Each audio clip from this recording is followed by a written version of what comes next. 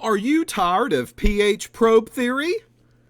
Well, I hope not, because I'm getting ready to give you more of it. I mean, that's why you came back to watch this video, isn't it? Because you are so intrigued and you're so excited with all of this new information of the pH world and electrochemistry and galvanic cells and ISEs and EREs and electrodes and solutions and salt bridges. Oh my! All right, well, I've given you only one half of the story. Is that like a Paul Harvey thing? You probably don't even know who that is. Is that what he said? Well, in this video, we're going to continue on, and we're going to continue on the other half of the pH probe and how this thing works. And in the past, we talked about ISE, ion, selective electrode, which is the measuring device that gets this thing to do its job. So that is typically the middle chamber, and that middle chamber is filled with silver chloride solution that has been acidified with hydrochloric acid, so that way that salt can dissolve. And then in that chamber, we have a probe. That probe is really a silver wire that is going to help relay a voltage read that we're going to end up getting here shortly in more pH theory.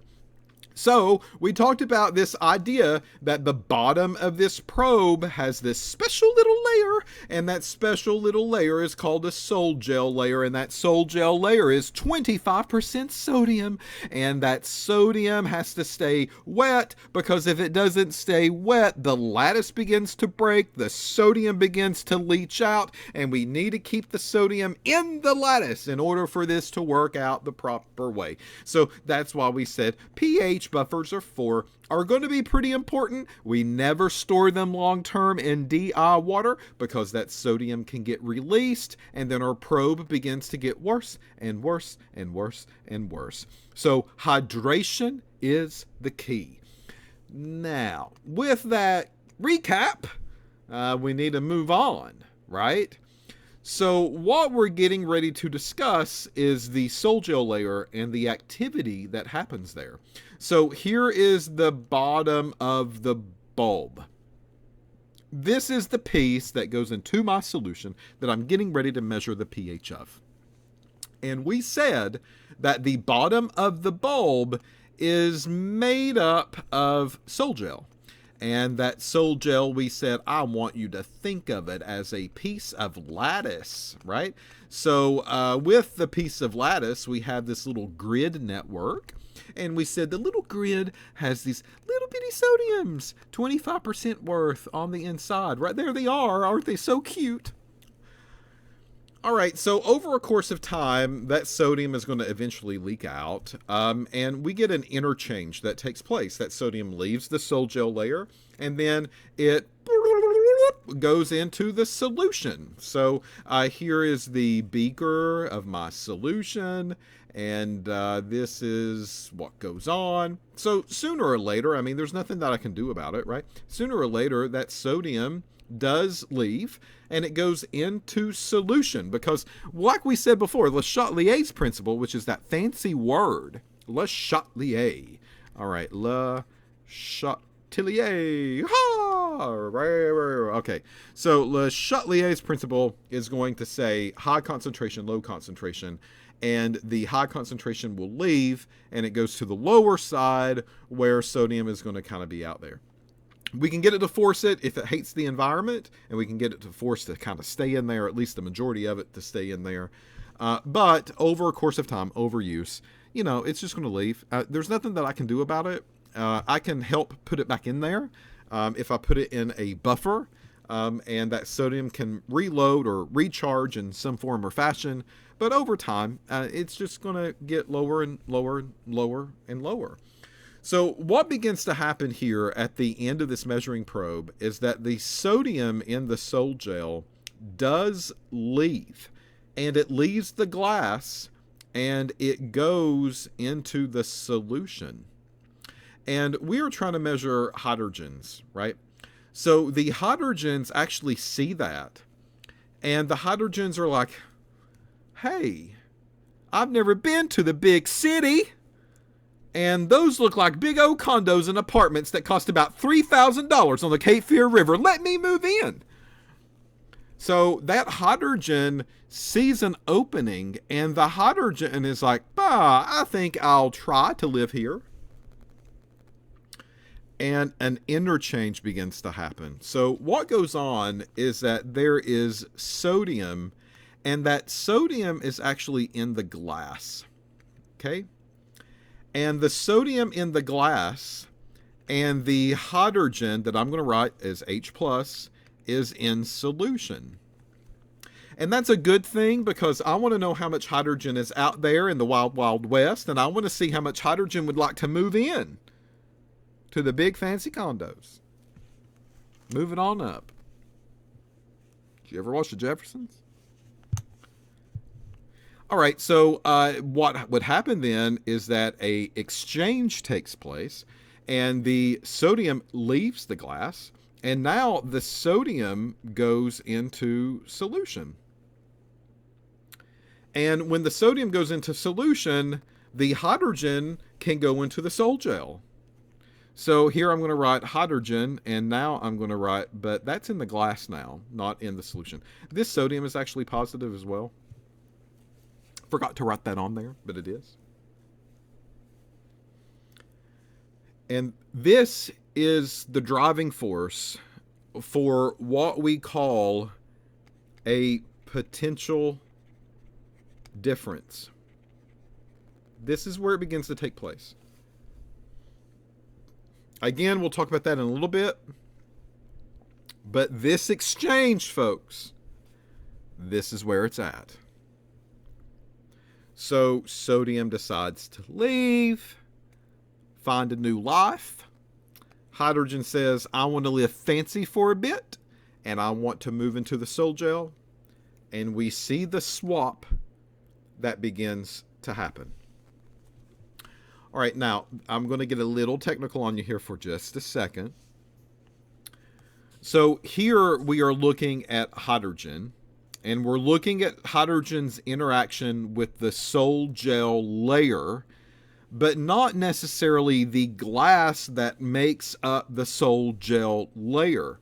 So what that means is that hydrogen makes it to the jelly, but hydrogen doesn't continue to migrate on up, like through the glass network. Keep in mind that glass has a little bit of wiggle room in its structure. There's empty spaces that can get filled up. Hydrogen does not migrate that far. It stays in the sol gel, and it never really goes any further. And the reason that we know that that happens is because we can look at hydrogen, but hydrogen, just like this, it's really hard for us to track. We don't really know what's going on. It's a little difficult to see. But if I give it a really big fat hydrogen, and that big hydrogen is called tritium, it is just a heavy isotope. That is all that it is. So it is this atom, and this atom carries a little bit of extra weight, and that extra weight makes it a little bit bigger, but it's easier for us to see using technology and instrumentation. So what they have showed is that the tritium, which is the big fat hydrogen, that tritium makes its way to the sol gel layer, but that's about as far as it gets. It doesn't really migrate any further. And, quite honestly, the big hydrogen and the normal size hydrogen, I mean, we say big, but they're pretty close. Their activity is not going to change too much. The way they interact is not going to change too much. I mean, by heart, it's still hydrogen. It's just carrying a little extra pounds, right? And, if you're just fresh out of high school, you'll know what that means a little bit later. It's still that person that you went to high school with. They're just carrying a little bit of extra poundage now about 20 years later. Go to those reunions. Think of little tritiums when you do. So this means that hydrogen really just sticks to the surface. Really doesn't go any further. And it also shows that hydrogen does this extremely well. And it also shows that no other atoms really go into the sol gel layer other than sodium. Nothing else is really going to work. And one of the reasons for that is the way that the lattice is made. So this lattice, I told you before, the lattice has these openings, this grid-like network, right? So here I'm just going to maybe play a big fancy game of tic-tac-toe. No, not really. So these grids, this area, well, this space is perfect for something like sodium. If it's something else, it might get in there and it might stay just for a tidbit, but then it leaves. Or the atom is going to be so big that it can't really get into that grid network because it can't really fit.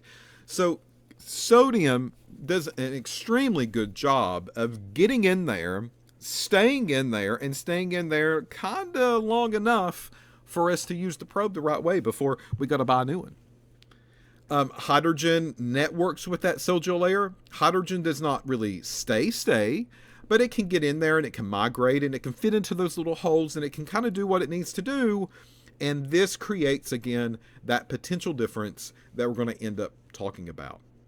All right, so with that said, this is what we're kind of talking about here. What you're seeing on the screen is SiO4. And this SiO4, again, not everything is represented, and that's okay. Just pretend like it's SiO4 if you can't really figure that out. Not a big deal. So SiO2 is really a glass or, kind of glass resemblance of chemical structure. And then they make these grid networks that stack on top of each other. And the SiO2s begin to kind of start pairing up. And then we get this kind of more complicated 3D structure. So we get this kind of crystal lattice that begins to happen, or this sol gel layer that begins to happen. So what you're seeing are these openings that are here in the glass structure. And these openings are great for something like sodium. These openings are also available for hydrogens as well. And that is why we get this potential difference or this charge that begins to get built up on the outside of this probe, on the outside of the sol gel layer, to create this voltage force. So this is, by definition, an ion exchange in a way, right? We are having sodium to leave and hydrogen comes into the picture. Sodium is positive and hydrogen is positive. So one cation leaves and another cation comes in to the picture. So this is an ion exchange network. Now the SiO4 or SiO2, depending on how you want to look at it, this is somewhat structured, but it's not perfect. So that's why you're seeing up here irregular. It's not perfect. It's not the same from top to bottom, right? It's not like the piece of lattice that you would get at Lowe's or Home Depot. All of those openings are going to be pretty much the same size opening. Not quite the way that this sol gel is made.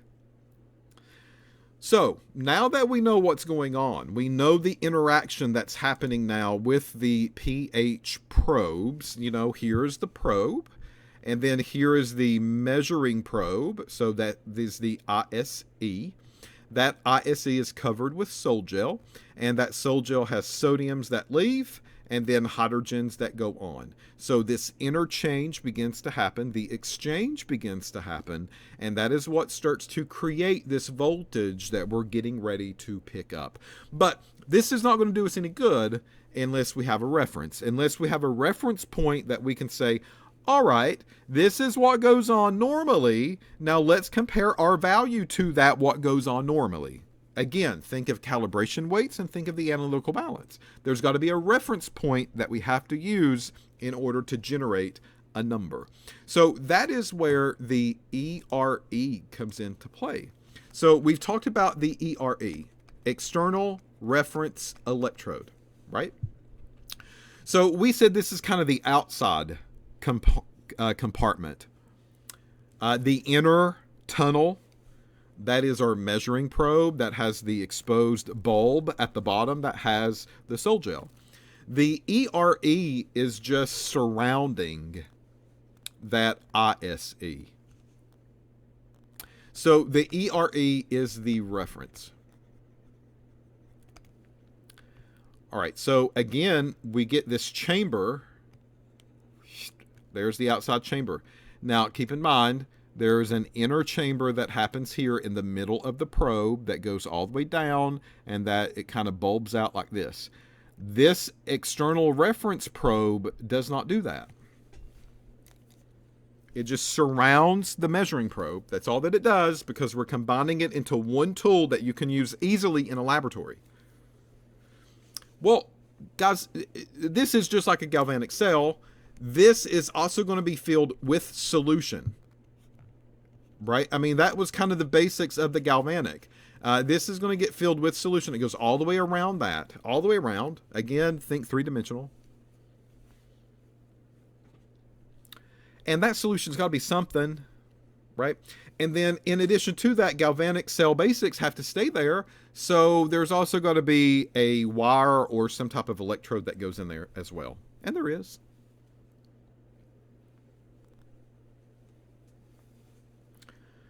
So now we need to talk about these little pieces and parts. This wire that you see here is actually still silver. So they use a silver wire in the measuring probe, and they use a silver wire still in this other compartment. Wait a minute, I thought you said that's not how galvanic cells work. I thought you said there's two different metals. I said most of the time it's two different metals. Go back and watch. Most of the time, they're two different metals. If we are wanting the voltage to be created by the galvanic cell, then we do use two different metals. That's how we get that voltage. But that's not really what we're after here. We don't want the two compartments to create the voltage with each other. We want this probe to create the voltage of what's going on down here at the very bottom. So that's why this setup is a little different. We don't want to add to it.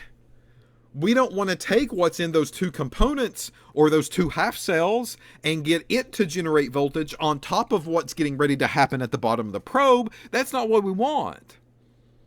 So we want those probes, or the wires in this case, to be the same.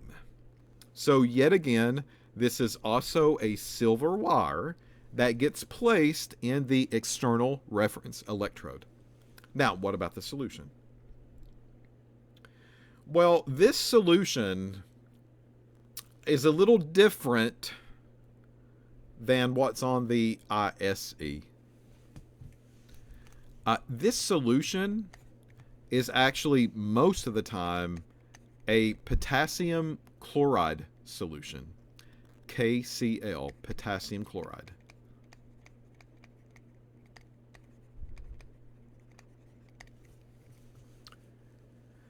Typical salt. Do you remember what was in the ISE? I hope you do, because you know that's going to be a test question. Inside of the ISE, we said that the solution in here was a silver wire with a silver chloride solution, right? And we said, well, you know, it doesn't really dissolve in water quite well, so we need to make it acidified with the use of hydrochloric acid. That's how that inner one works. The outside one, though, not so much. This is a potassium chloride, so it's still chloride-based. You know, we don't want too many variables begin to happen. We don't want too many changes. So it's still chloride, but it's not silver chloride, it's potassium. Okay, so what's going on? Well, here's the story with the KCl, or potassium chloride, filling solution. And that is how this is termed. A filling solution. It's going to make you feel real good when you got to work with it. No, it's not too bad. It's just salt water. That's all it is. It's not potassium, and it's not sodium chloride salt water. It's potassium chloride salt water. Maybe safe enough to eat. I wouldn't recommend it. All right, so this filling solution is actually in a bottle, and it's going to sit near your pH probes most of the time, and it's going to say KCl on it, or it's going to say the word filling solution on it and not tell you it's KCl, but that's all that it is. So don't let companies lie to you. They'll market it as something a little fancy and a little special. And they'll say, this is your filling solution for the probe. And they'll charge you like $100 for a little bottle. All that it is potassium chloride. That's it. There's no more to it than that. I mean, I can make that myself. You'll be able to make that yourself. Well, what strength of KCl is it most of the time? This is a 3M. That M again stands for molarity. That molarity is in regards to strength. The higher the number, the stronger it is. Again, no more than that for right now. So I know the strength of these filling solutions. If you have some KCl in a laboratory, you can make it yourself. It's not a big deal. So take some KCl, dissolve it into some water, and you got it. Well, the reason that there's a bottle of filling solution here is because, folks, think of the half cell. It needed solution. It needed a wire. Okay, there they are. Why do I got to refill it? I mean, I didn't have to refill the inner one, this measuring probe. I didn't mention anything about that at all, right? I don't even have access to the inside of that thing. That's it. No more. I don't have to worry about it. The reason is because the other part of the galvanic cell is a salt bridge, and this salt bridge is going to be a very porous frit that happens down here at the very bottom. That porous frit means that the solution that's inside of this external reference cell can slowly leak out of there. It can slowly leak. And it's supposed to. It's not doing anything it's not supposed to do. I mean, this is what we want to happen. Because, folks, think about this. If this does not go on, we stop the current. We stop the flow. It's not going to work for us. Sorry. There's no salt bridge there. We have to have an interaction. We have to connect these two in some form or fashion at some point. And right now, it is one glass tube that has been inserted into another glass chamber. There's no interaction between these solutions. There's no interaction between these silver wires that are in each half component of the galvanic cell. They are not connected in any form or fashion except for the fact that there's a little salt bridge right here. It's not an upside down U-tube shape, but it's a little porous frit. And this salt bridge allows what's going on in this compartment and what's going on the outskirts of that compartment to begin to interact. And that's what we need, and that's our salt bridge. And now we've just completed the circuit all the way around, and we can generate some voltage.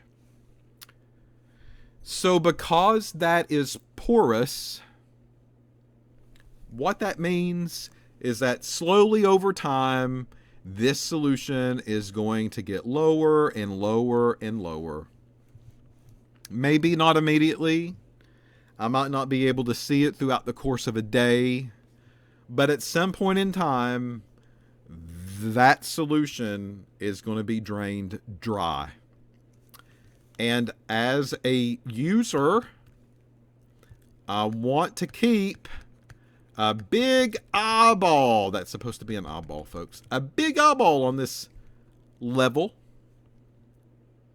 And I want to make sure that my filling solution is filled in the external reference electrode, or ERE.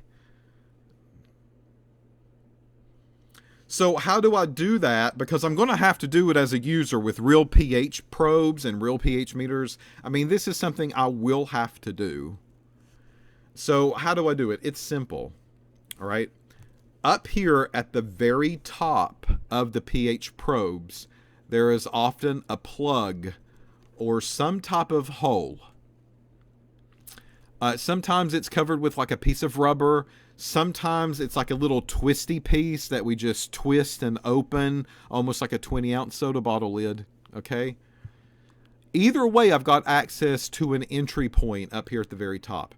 So the filling solution, which is KCl, and most of the time, again, that is 3 molar, will be added into that hole.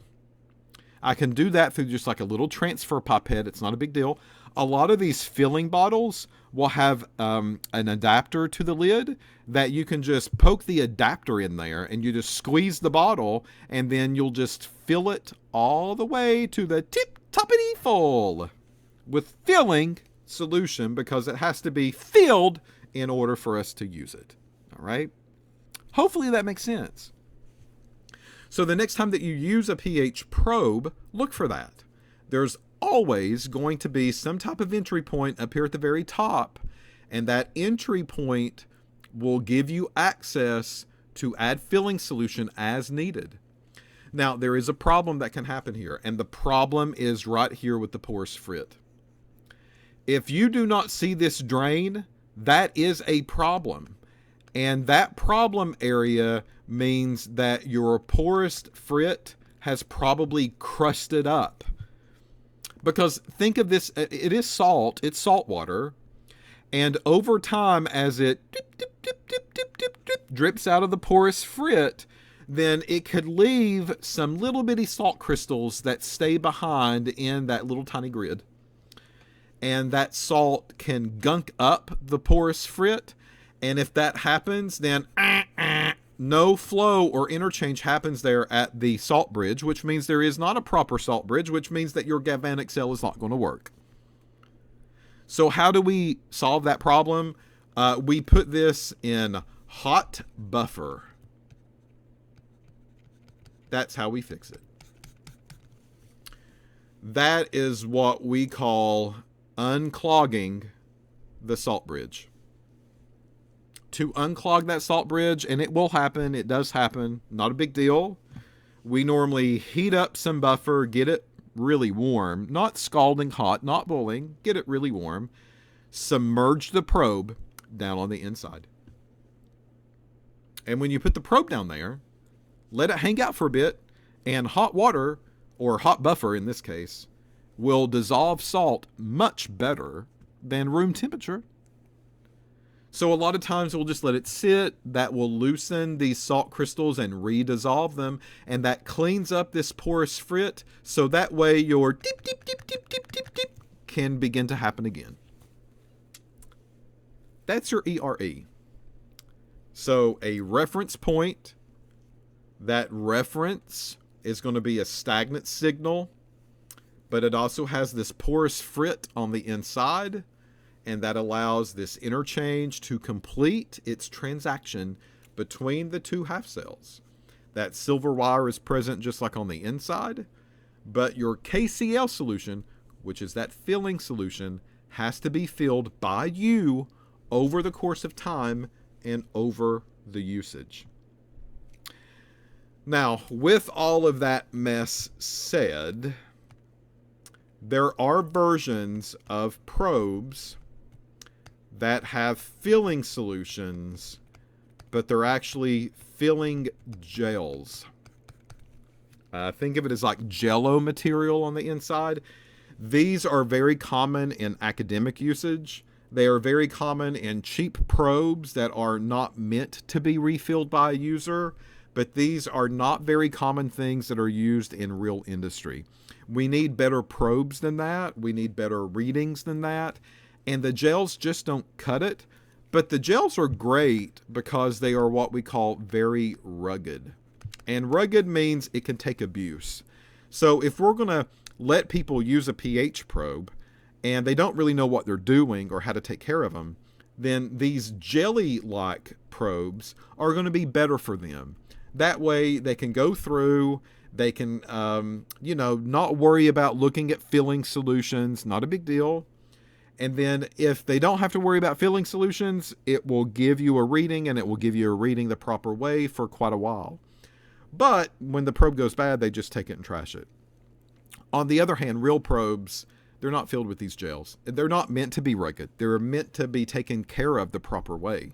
So filling solutions are going to be important. Keeping an eye on solution levels in the probe, that's going to be very important. And that is the difference often between what we would call an academic grade probe versus a real life industrial grade probe. All right. Okay, so that's more story with the pH probe. Who would have thought, right? Who would have thought that all of this was going on inside of a pH probe that you use in a laboratory?